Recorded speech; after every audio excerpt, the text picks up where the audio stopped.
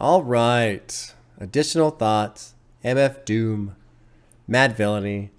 Lots to get through. Honestly, I feel like this week has been a bit of a milestone from my journey into hip hop. And I'll just drop the bombshell right now. We'll start with the big news, right? Officially, on record, MF Doom is my favorite artist thus far.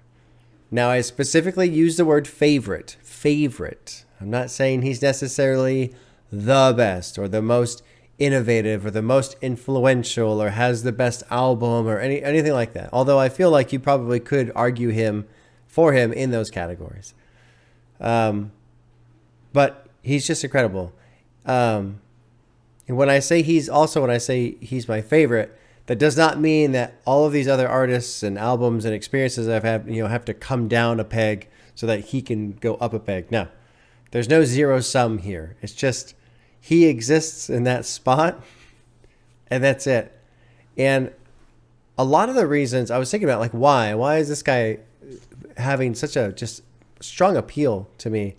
And I honestly think a big part of it is the fact that he seems to be more or less almost anti-hip hop, just in his persona, how he presents himself, what he seems to care about and focus on. There's not a lot of jewelry, there's not a lot of flash, there's not a lot of what I would call kind of attention-seeking behavior. Now, I have come to understand that those things don't mean that. I'm learning that more as I go through hip hop. The nice things aren't strictly about flash and look at me. There's more to it than that, and I understand that now. But the fact that this guy just puts on a fucking mask and walks around, nobody knows his face. He has imposters at his own concerts. It's incredible. And then even I thought about it more just in that idea of sort of being anti-hip hop. What he even raps about. I don't really recall any lyrics about, being in the club and, all these things that you would kind of think in a stereotypical way of hip hop. It just doesn't apply. He's so unique and he's so creative, and it's just been fantastic. I love it. I really do love it. And then you combine that with these crazy samples and these retro sounds and these awesome beats. And to me, I love it. He's my favorite. It's just, I love it. Let's see. I wrote down notes because I have so much to try and get through. Okay, so now in terms of what he's doing, there's something that I learned this week. You guys are going to be upset because I learned it this week. I'm finally starting to understand beats, bars, lyrical flow, rhymes, all these different things. You guys started linking all those videos where it shows the lyrics and the different rhyming sections and the rhythm sections, and somebody linked me the video to the Vox breakdown where it shows the beats and the bars and how people will continue outside of a bar or inside of a bar. And this is all stuff that's all new to me. It's all new to me, and I know that's probably upsetting to hear, but these are mechanics that I never understood the complexity of what was going on. I never understood the detail that was being put into it. And so to hear MF Doom do what he does and why it was so difficult to really understand it on the first listen, I've been digging into these mechanics and understanding them. And now I'm like, holy shit. Okay, now I understand why he's so good. I understand why Illmatic is so good. There's a lot of things that have been clicking into place, which has just been so great. It's been so great. Another thing, too, I'm learning, I keep overlooking, and I don't know why, a lot of comments about this. How come there's no shout out to Madlib? How come there's no acknowledging these awesome beats from this producer who made these great beats for the album? And I realized, too, that I just don't think in that term. I'm still coming from a perspective of a rock band, and these group of people make the sound together, and then they exist as an entity, which is the band, and then the band is responsible for the music, the lyrics, everything. But that's not really the case in hip hop. There's more of a split there. Like, yes, they work together, but the producer, the guy making the beats, is doing that. And so it's been twofold. It's been understanding these mechanics that I never even understood before as far as lyrical flow, and the fact that the producer is so key in terms of the beats that are being created and then the rhymes that go on top of it. And it's this combination, Madvillainy, is fucking incredible. I really, honestly, I want to do like food right now, but I'm not going to. I'm gonna put some time between it. But holy shit, this was really a eye-opening experience, and it made me realize something else too with rap. And I've mentioned before, there's different barriers that exist in rap. You know, there's a language barrier, there's a cultural barrier, there's pop reference, barriers. There's all these different barriers that exist with rap that are hard to overcome. One of the things that's also difficult to overcome is you can have no idea what rock is, what metal is, have never heard it before, but I can put on a live video, and I recommend everything, and I'll probably put this in the description. Danny Carey from Tool playing the song Numa live. You can watch that video and go, holy shit, this guy's playing the hell out of the drums. The hell out of the drums. You can know literally nothing about drumming and watch him and know he's really good. But you can't take the reverse. You can't take somebody like me or somebody who just doesn't listen to hip hop at all, who knows nothing about lyrical flow, and have them watch MF Doom and go, wow, look at all the complexity that's happening. Because you can't see it. You can hear it. You can get the sensation and the idea that something impressive is happening, but you can't literally see the physical mechanics that are happening like you could with a drummer or a guitarist. So that's another barrier. It's another barrier that prevents people like me, people from the outside trying to come in and try out this music for the first time, from really understanding how impressive it is. So that was another revelation I had this week as well. I was like, oh, here's another barrier I didn't even realize existed. So that's been a bulk of this week for me, is really understanding these mechanics that are happening within the rhythms, the rhymes, and the lyrical flow. Understanding how pivotal, did I say it right? Who cares? How important a producer is in terms of the beats that they make and how that sound can interweave with the lyrics that are being put on top of it. And then just the fact that you can't watch an excellent rapper rap and go, oh, wow, I get it. You can't.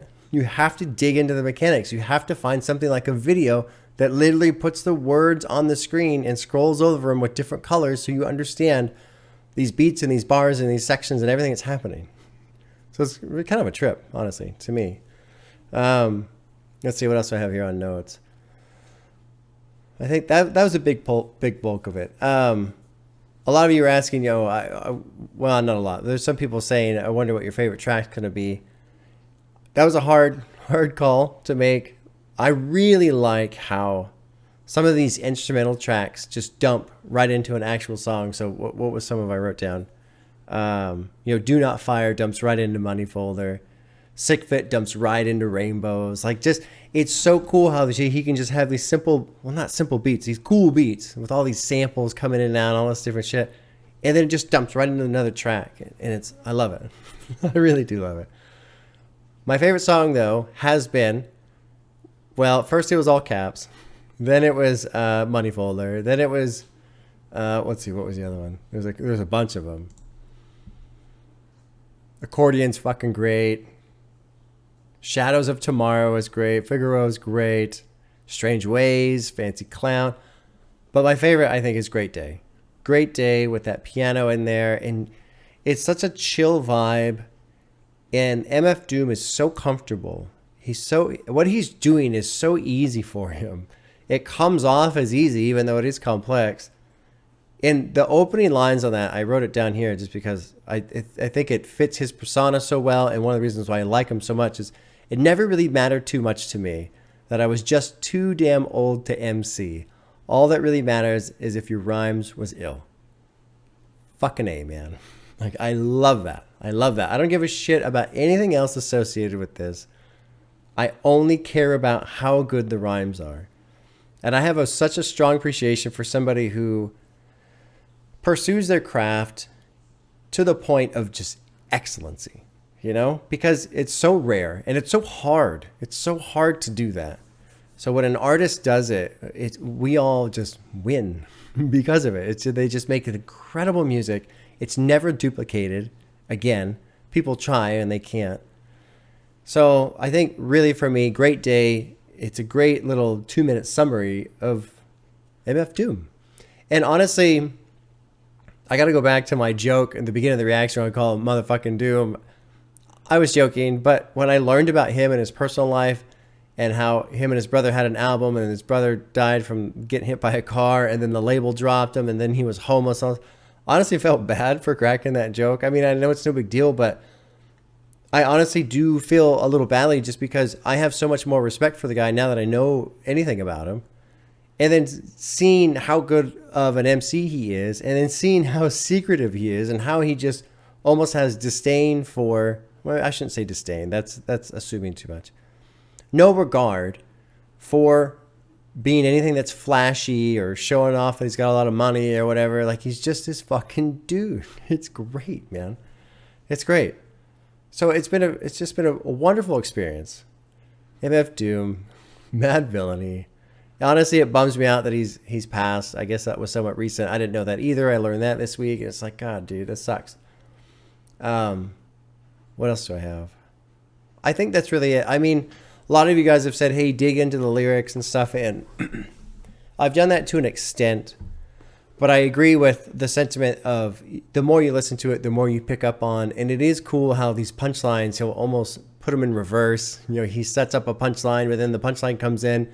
But then the beginning of the punchline can come sometimes later in the lyrics and stuff. I think, too, another thing that I really, really enjoy is, and I've said this, but he makes it seem so fucking easy. He's so comfortable. And this stuff just rolls off the tongue, and it seems so easy, but it's not. It's not easy. But for him to pull it off so well, it really is incredible. So I guess really, that's it. I really, really enjoyed this album. I won't say that this album is my favorite because that's a much harder call. That's a much harder call to make. But I love Madvillainy. MF Doom is my favorite artist as of right now. Incredible music. So enjoyable. There you go. I guess that's really... How far in am I? I got my other screen up here.